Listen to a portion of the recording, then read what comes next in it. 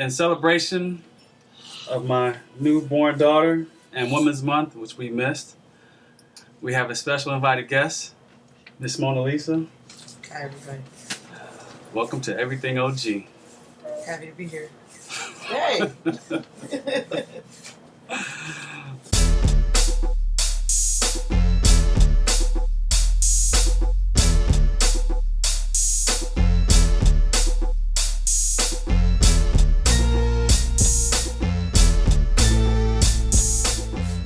Word up. So let's do this like this. My name is Deviant the Digger. What's up? My man Building Block B-Dub in the house. What's up? And like you said, we had a very special guest in the house.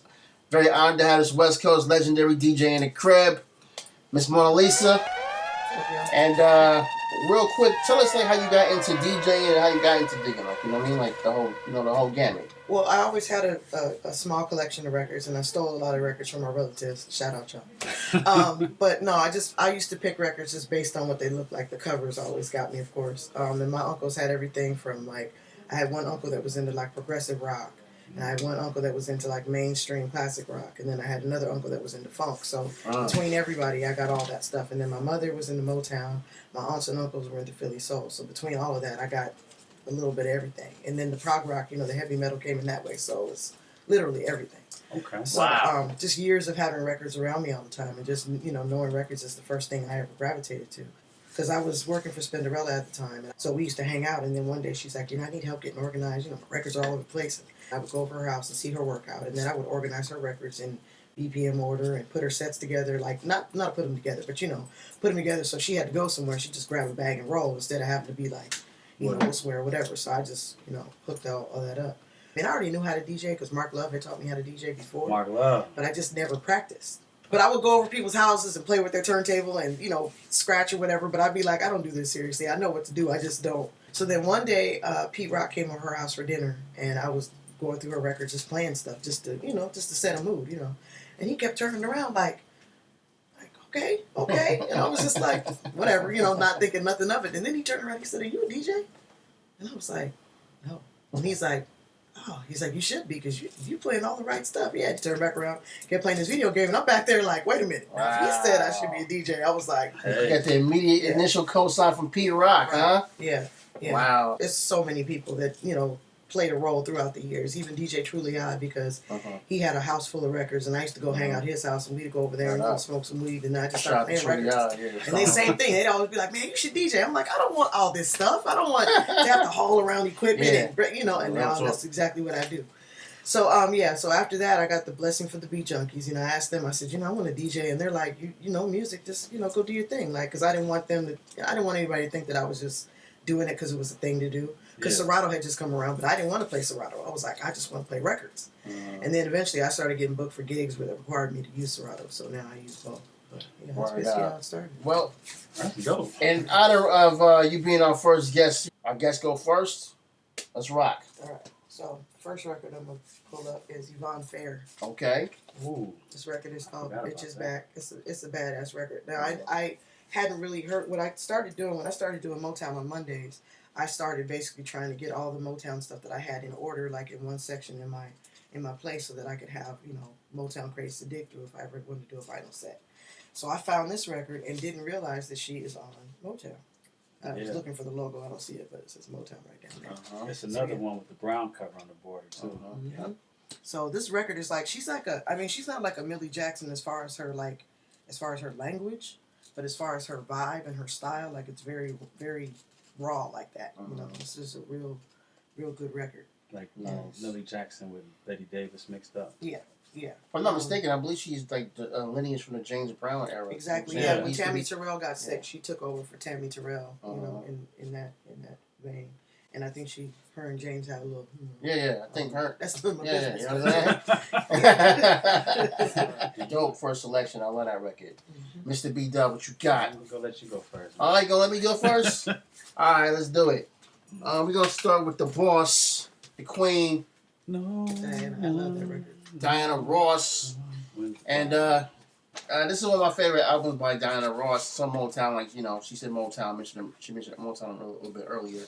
And what I like about this record is like, this is like when Diana Ross basically was trying to come into like the new style of music back then, and she had requested Bernard Edwards and Nile Rodgers to produce this album, and they were the hot production duo at the time, and because they came from the group Chic, and they had many hits on the radio at the time. So she's like, I need that. You know what I mean? I need that Chic Sister Sledge. You know what I mean? Like vibe, because they hot right now. So they just didn't give her no throwaways. They came with the heat. Oh yeah, I consider this record a house cleaner. Yes. Cleaner, meaning you put that on, you're gonna clean your whole house and it's gonna get clean. Yes. And this is one of Bad Boy's favorite records. Too. Yes. There's many people sample this record, but this just banger after banger on here. I'm Coming Out obviously is the banger on here, but it's got Have Fun. I like that song, Have Fun. Mm-hmm. Upside Down, You Turn to Me is the big hit. That was the single. That was an MC Light, right? I think MC Light did use that. Or yep. Missy Elliott was on that song too. Right? Yeah. Tenderness and old piano too. Yeah. My old piano. That was going to. This whole album is just like you said. The whole album from front to back is crazy. And this is one of my favorite Diana Ross albums, and one of my favorite albums of all time, actually. And I'm a big Nile Rodgers and Bernard Edwards fan. I love they sound. They sound, they had their own sound. So you can definitely tell when they produce something. But I think this is their best body of work as a production duo, in my opinion. Absolutely. And like I said, they came with the heat, but then they had to, though. It's Diana Ross. They couldn't come with no heat. You know what I mean? They had to give her the goods, and they delivered. Mr. B-Dub, what you got, my man? My official first selection, I want to talk about Lolita Holloway. Wow. And, I pulled a couple of her other albums just for, show. I don't want to block Mona. What you like about these records, huh? Oh, they're just so soulful. First off, she was my neighbor back in Chicago. Oh. And this is the actual copy of the record that she gave us. Nice. Shout out to Jamo, Wumpy, Nita, and Boogaloo, her children. She passed away, unfortunately, back, 2008, 2000... She's 2009. 2010, 2009, right? Back then. But, she had that church spirit in her voice and the soulful feel and dynamics, Casanova, Hit and Run, some of the songs, and disco era. You put this on in Chicago. Oh yeah. Man, those was the days growing up listening to Lolita and the house music and stuff. But Lolita Holloway. Yes, nice first pick right there, Mr. B-Dub. DJ Mona Lisa in the house. What you got next? Huh? Maxine. Oh, okay. Now I found out about her because of Mandre, who was her husband. I followed the rabbit hole. Basically, I got the Mandre records again, going back to the Motown connection because he was signed to Motown, and then started doing research on him and found out about her. So I said, "Oh, what's up with her?" And I always saw this record everywhere. Just I was drawn to it because of the rainbow colors or whatnot. Wow. And then again, covers always get me. So if I see a good cover, I'm like, what's inside? So these are all great records. My cut on here is Bailout, and Moon Funk. And then on here we got what's my cut on here? Moon to the Music. Check Out Your Mind. And this one, this is a bunch of Rolling Stones covers on here. Wow. She did Give Me Shelter, and she did You Can't Always Get What You Want. But I mean, all these records, like it's nothing wrong. It's nothing. You can't go wrong with any of them. Next up in line for me, bam. We'll see that real quick. It's Janet Jackson, Control. Janet Jackson, Control. I know what that is, right? Back cover right there too. And what's crazy about this record is, man, it's one of the best albums of all time, in my opinion. And this was like set. The seed for this is basically set like Janet Jackson was signed to A&M Records, and she had a couple albums before this album, and they were okay. They weren't like nothing fancy. The first album actually is kind of a boogie staple right now for some DJs, but they were cool. But at the time she wasn't really making no noise, especially coming off of Different Strokes, the biggest show in the game back then. Wasn't making a lot of noise, so they said, "Look, let's do a Die Time." All right, because I think I think A&M was like, let's do a die time. You know what I mean? Like, you know, we about to drop you if you come with, you know, some heat. So they had to go and request another dynamic duo, Jimmy Jam and Terry Lewis, to produce this album from the time and Prince fame. And they came with the heat. They delivered the goods on this one. They had to. And it's funny, too, because Joseph Jackson, which is Janet Jackson's father, he kind of like was adamant. He's like, look, if you're going to be working with Jimmy Jam and Terry Lewis, you cannot sound like Prince. He's like, I don't want my daughter sounding like Prince. And they was like, look, we're not going to let you say. She's not going to sound like Prince, sir. I mean, they had to tell him, you know, we're going to take care of her. Mm-hmm. So she flew to Minneapolis and to the Flight Time Studios, which is their studio, and camped out there for like just months and months and months to create this masterpiece. And a masterpiece it is. That's the one with Pleasure Principle on it? Pleasure Principle. You got Nasty. What Have You Done For Me Lately, which was the first single. And When I Think Let's Wait a While. Funny how this whole album is just a killer. That's another house cleaner. Yeah, it's just a killer. And man, that was 7th grade. Yeah, this just takes me way back. But I think this album right here, actually she worked with Jimmy Jam and Terry Lewis almost religiously after this. And the album after this was Rhythm Nation, which was good too. But I think Control has a little tiny edge above Rhythm Nation to me. Oh, they're both classics, but I would agree with you. But this one right here is the killer. And it's a must-have. Would you agree, Molly? Yes, Rhythm Nation is more of a concept album, whereas this is more... I mean, it's a concept album, too, because she's taking control of her life. Right. But it's also just banger, banger, banger. Mm-hmm. Whereas Rhythm Nation is trying to, like, send you a message in between the songs. So. Right. Well, once again, my second pick was this Janet Jackson Control, a classic. You have to get this record if you don't own it, but I know you do. Next up. Something's wrong. If I didn't talk about this lady right here, my mother would never forgive me. Woo! She has been begging me to mention since we started this.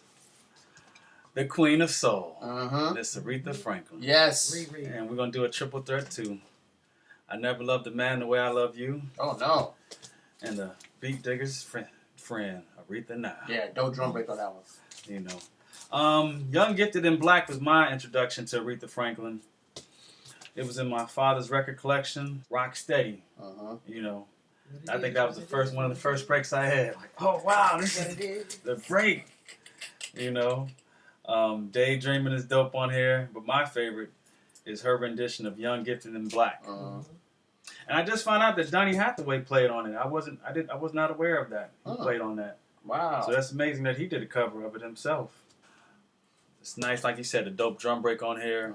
I believe the Gas Face sample is on this album too, right? The Young Gifted and Black is a Gangstar sample with an interlude that he used on Daily Operation, and then Primo jacked his own break and he used it for Heavy D. And then Black Sheep jacked them. It's a whole lot of sample jack. You know. Yeah.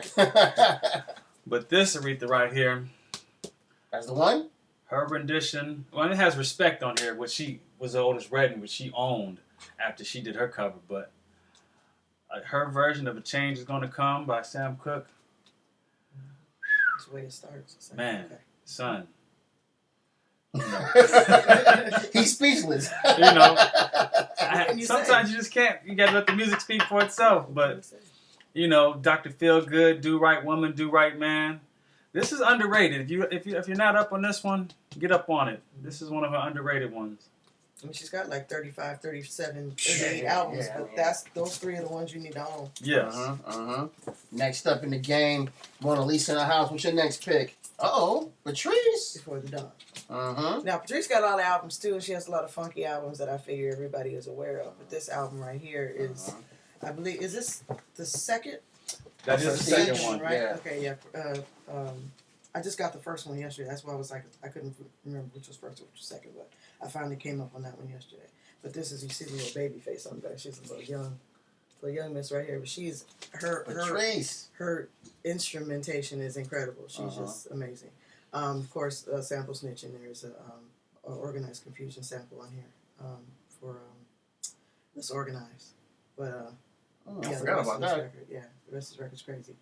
Before the Dawn is dope. Razia is dope. I mean, the whole thing, the whole album is just dope. It's one of those albums. It's not a house cleaner.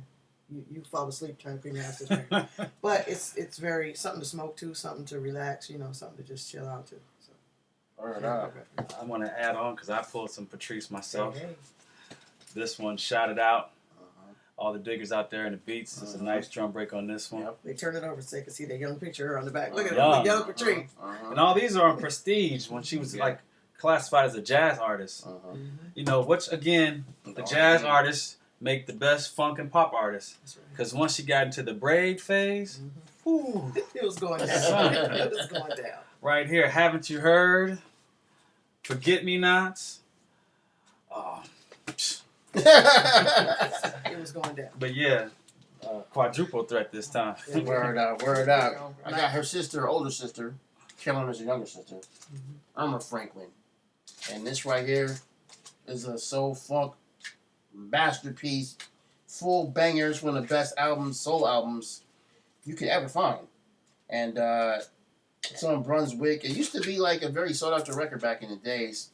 Still is, but in terms of like grails and stuff like that, not as much anymore because everybody got it now. But but Hold On I'm Coming. She does a version of Hold On I'm Coming that is killer.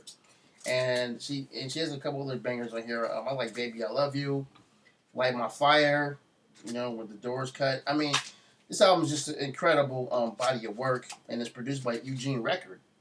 And Eugene Record had a pretty decent solo career too. Shy Lights, right? Yeah, so Chicago. You can see that they family had the whole family just had talent like that. All the girls, Carolyn, Irma, they just had talent. And they were very, very good singers. I guess that church upbringing, I don't know. But it was crazy how they all could sing. My next one, we're going to do a double threat.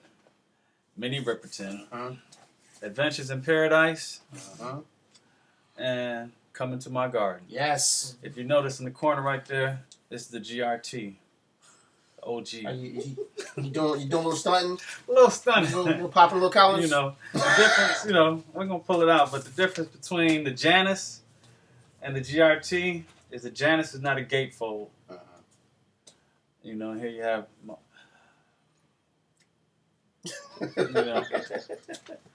the lion actually attacked her. You can find a clip on YouTube, but the lion actually attacked her. Yes, that's... Wonderful pick. What you got next, Mona Lisa in the house? Denise Williams. Denise. I forgot all about Denise. Yeah. We're going to go back again to the covers. I'm always drawn to covers. This cover with her dress with the matching background just grabbed me from jump. But what's the song on here? Free is my song. Free and Cause You Love Me Baby. Cause You Love Me Baby is my joint. But Free is the song everybody knows. But yeah, but again, this whole album, I mean, I have all of her albums, all her early albums anyway. And her voice is just absolutely incredible. Once again, somebody else is bringing out a superstar producer to help them out. This is produced by Maurice White from Earth, Wind & Fire. Oh, yes. Maurice White and Charles Stepney did put their magic on this one. Nice. Yes. Great pick. Great pick. Thank you. Next up in the game for me, Young Deviant. Oh, yes. Dionne Warwick. Right? Just Being Myself is the back cover. You know what I'm saying? This might be her best album. I think it is her best album. Yeah, I mean, look, there's not much you can say other than, like, this is her best work. And obviously, you got this, You're Gonna Want Me on here. You're Gonna Need Me is the name of the song. And, everybody knows Jay Dilla used it for Donuts, and Just Blaze used it for Usher, but, which was actually throwback.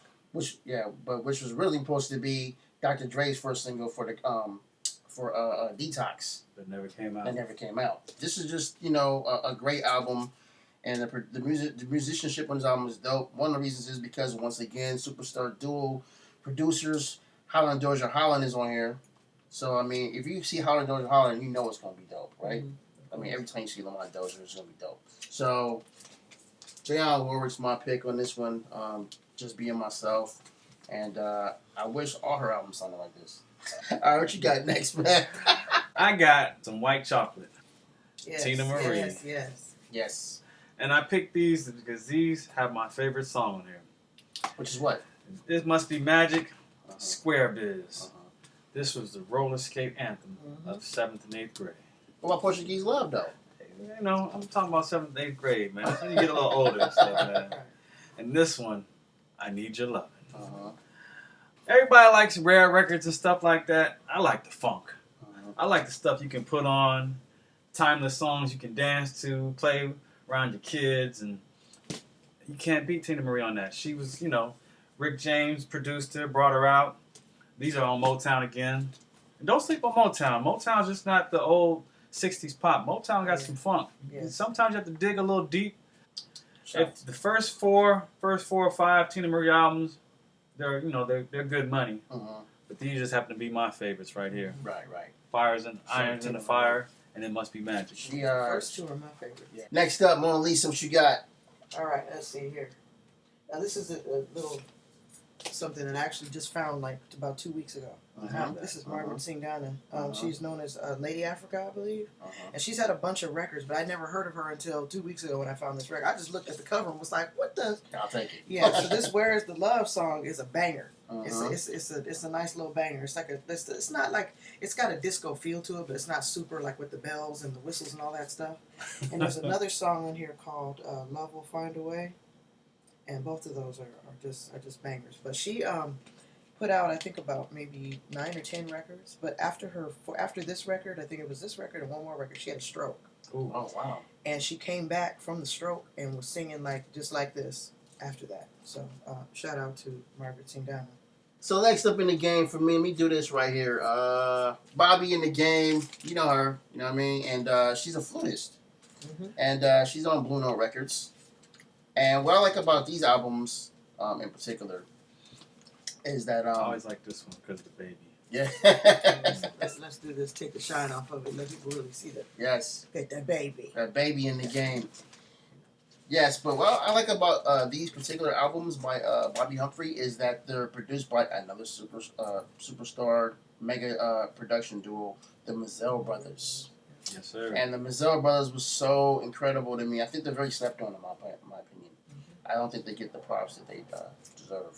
They really come with incredible production. They took disco and fused it with jazz. Dance floor. To add in with the Mazzell Brothers, if I'm not mistaken, they were a part of the corporation. Motown. The Motown Corporation. This is all going back to Motown, which is crazy, but the corporation wrote a lot of the early Jackson 5 songs. Yes. So they were part of that. They So were that. Okay. Yeah. Nice. Well, they were great producers. And this album has some really killer cuts on it.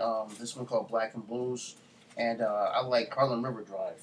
Great song. Yes, you know what I mean? Sample Snitch, New Jack Hustler, right?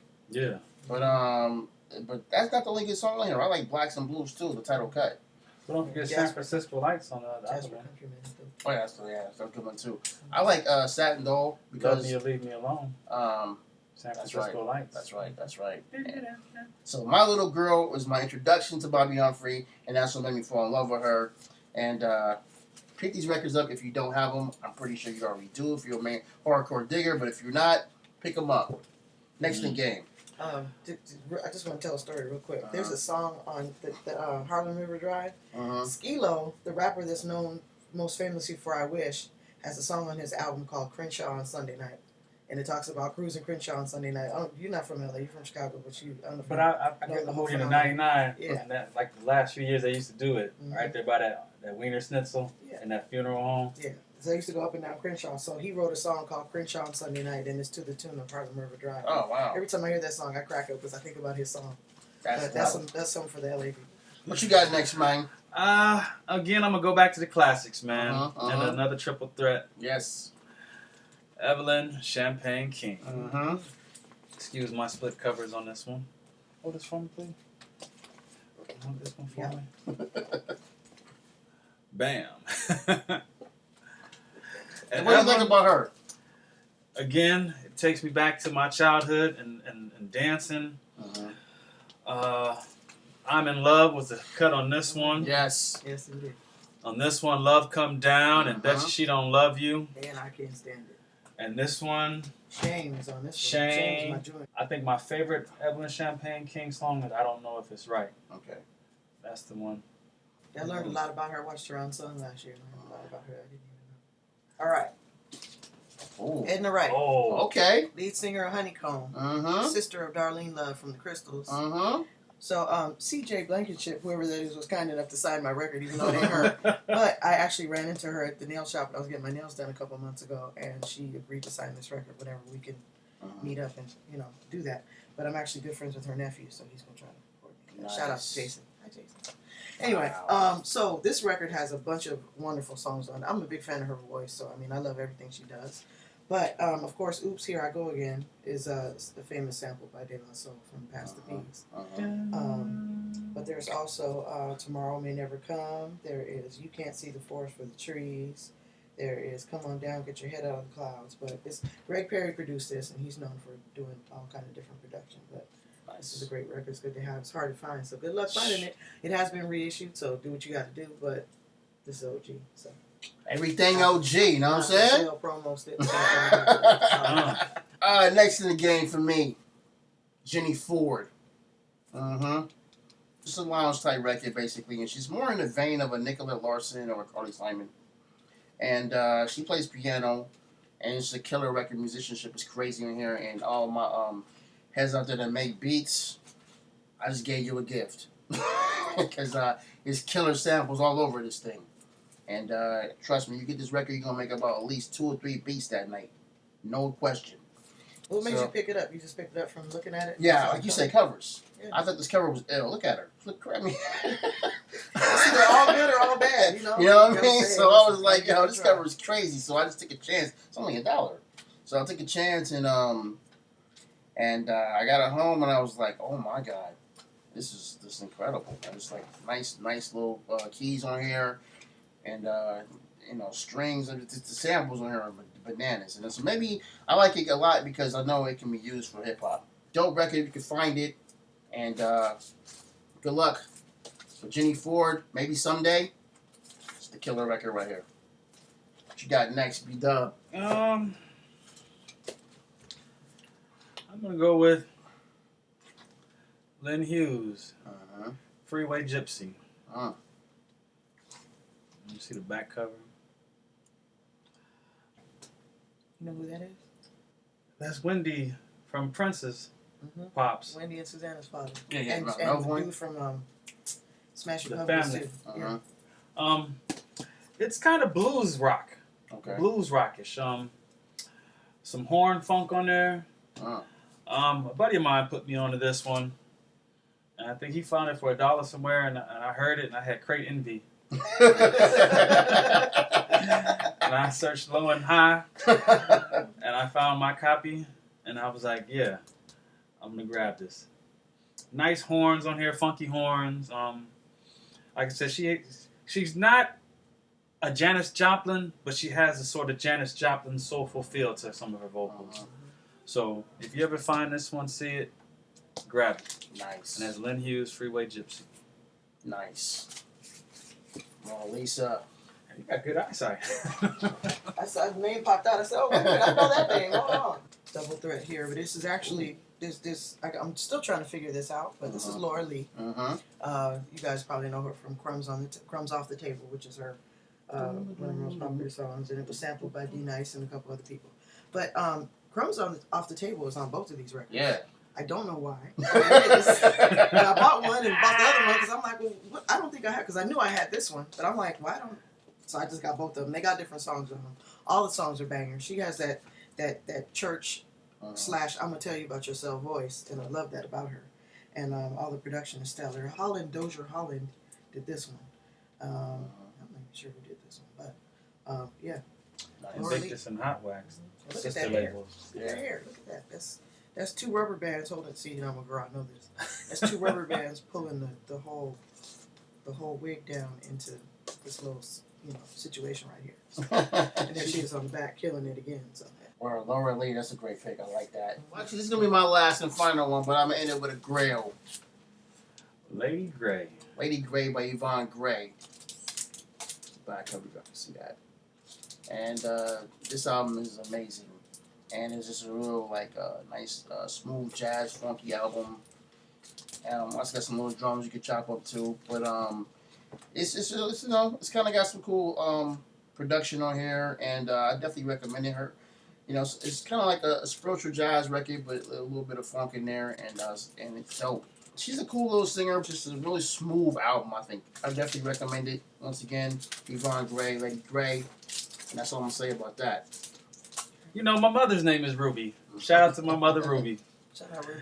And so it's only right I end it with Ruby. Ruby Andrews. Black Ruby, and everybody saw it. Can't have it. Ruby Andrews, she was another nice soul singer. And again, this is another case of both records having the same song on it. You Made a Believer Out of Me are the songs they both share together. And if you're familiar with Q-Tip, De La Soul. De La, right? Yeah, they were the first to use it. Well, Jeff, with Jeffrey. My Name is Jeff. Yeah. Made a Believer Out of Me is that one. And then Main Source used Didn't I Fool You? For what? Friendly Game of Baseball. Right. Friendly Game of Baseball. This is, extremely soulful. Very sought after. Yeah, now, the 45s are a lot more easier to find and a lot cheaper.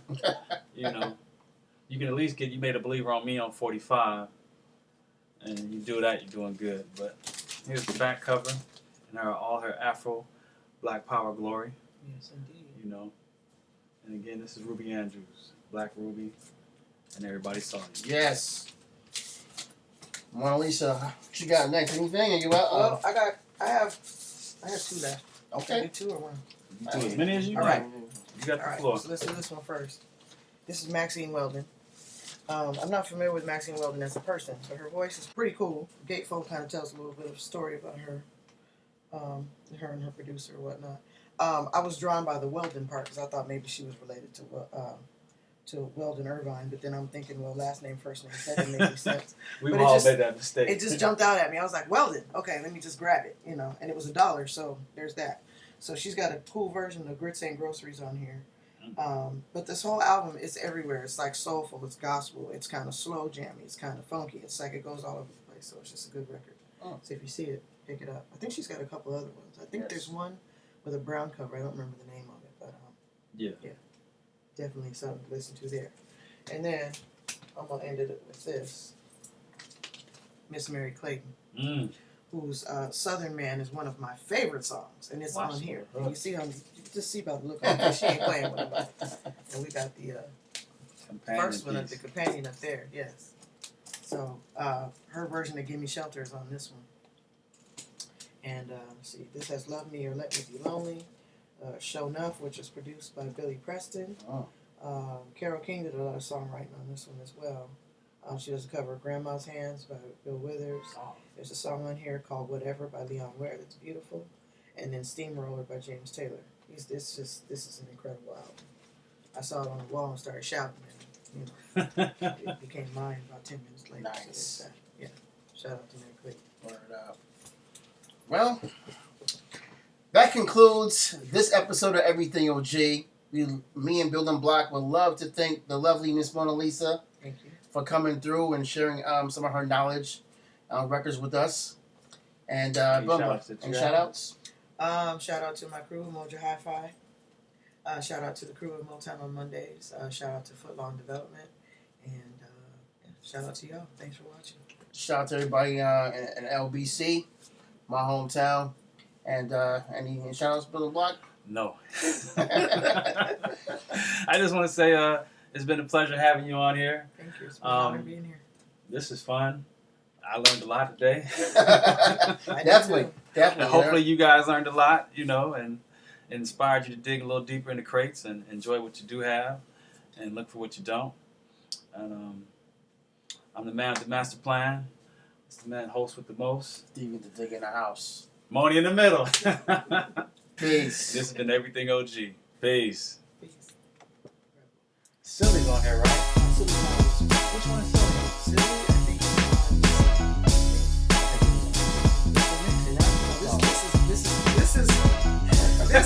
This is Niecy, but Silly is on Niecy. Oh, so she has another one. Oh, okay. This is Niecy. This is. And once again. Honestly, I'm not a fan of hers. I mean, I'm more so of a hater of Dionne Warwick for good reason. I don't mean to be disrespectful, but I just gotta be honest. Because of Solid Gold, she kept trying to sing songs over it. I was like, don't fix it. Oh took us back in. Yes, go on beyond DVI, but don't see nothing yet, no. But rock. We may have to make her our sometimes wild. We need to say Quincy, but she might be our sometimes wild. But moms are wild. As long as we get all fit in this little square. Get a bigger camera angle when we get some more production money.